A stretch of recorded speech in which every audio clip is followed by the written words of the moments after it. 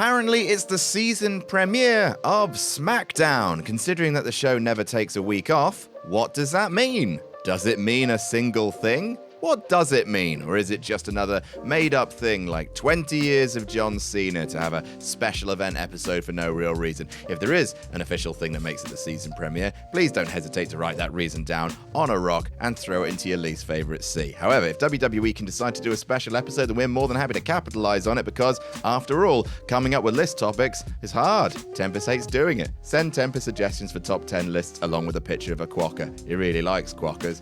Anyway, that counts as an introduction, right?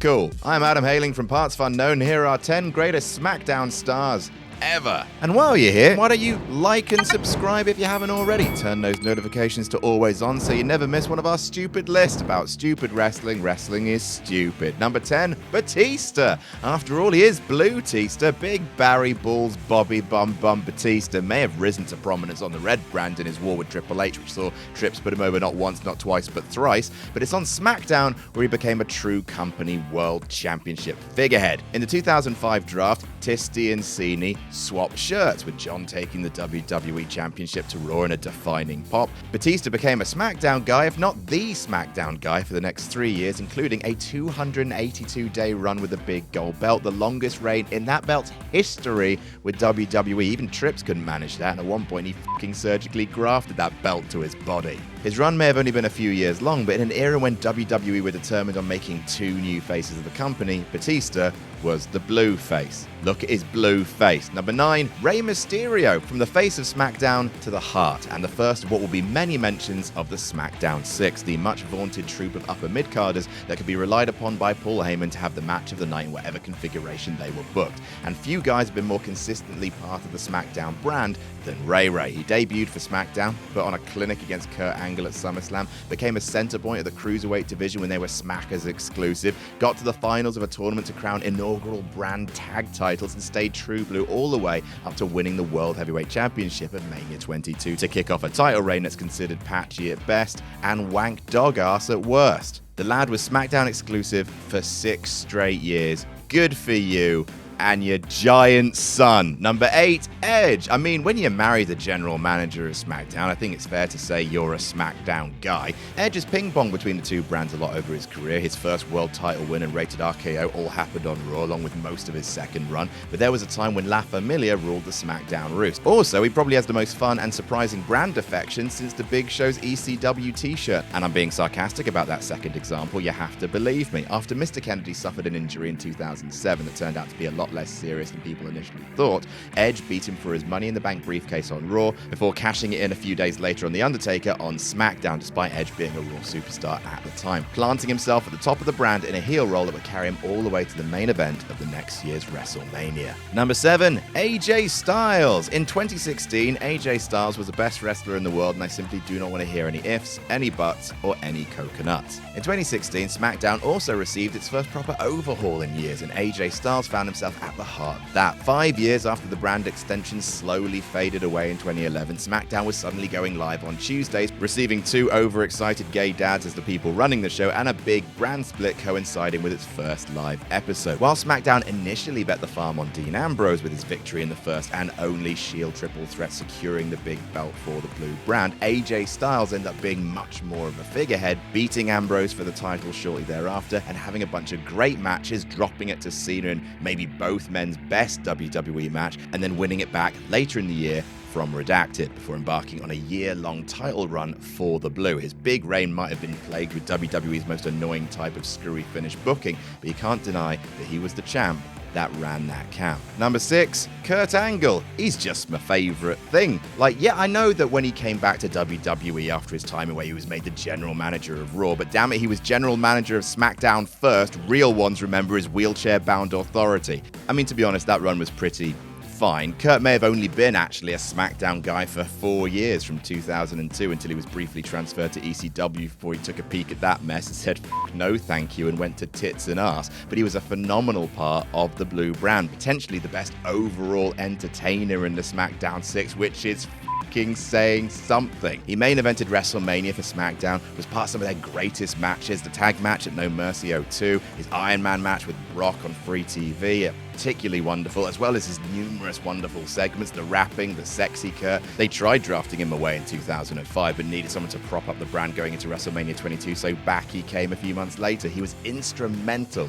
in building SmackDown as the industry leader in work rate, alongside number 5, Eddie Guerrero. Kurt Angle came into the brand Splat SmackDown as a made guy. He'd already been WWE champion. He could main event a pay-per-view anytime they wanted him to. Eddie Guerrero's rise to the top is a true SmackDown story and one of the best SmackDown stories. Latino Heat started as an entrenched mid-carder, a European champion for life, but through sheer charisma, uniqueness, nerve, and talent, rose from tag team champ to US champ to WWE champ in 2 short years. He was very good at wrestling. He was very funny. He had the tool set for wild and intricate acrobatics for the hardcore and broad panto shtick for the casual. His carefully paced and joyfully received rise to the top, dethroning Brock Lesnar and getting that moment at the peak of WrestleMania 20 is a shining example of why the brand extension can be a good idea, affording room to underutilized mid-card talent and letting them make their run for the top.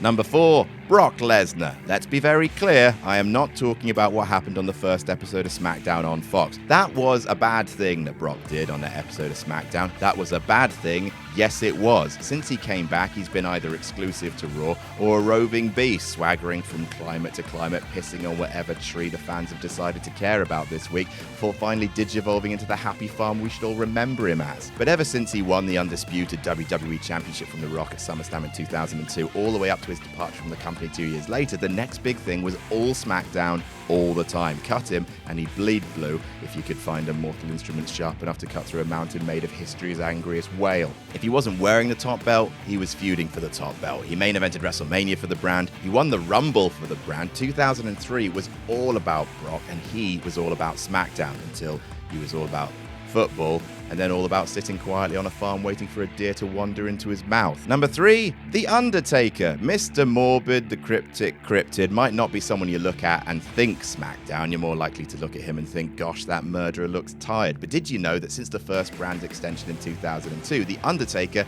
has always been on SmackDown?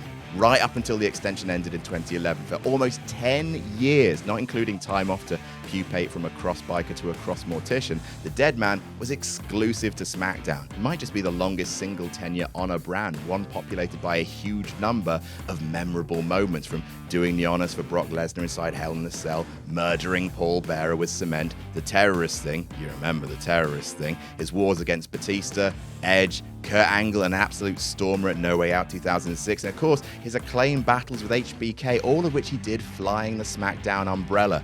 Do you fly an umbrella? I don't know. Point is, unlike some people who ping pong between brands all the time, I'm looking at you, Edge and The Miz, Undertaker has been a reliable pillar, a SmackDown guardian, a Mark Knight. Number 2, The Rock. Because it's fucking named after him. It's The Rock Show. It's named after his catchphrase. So, The Rock.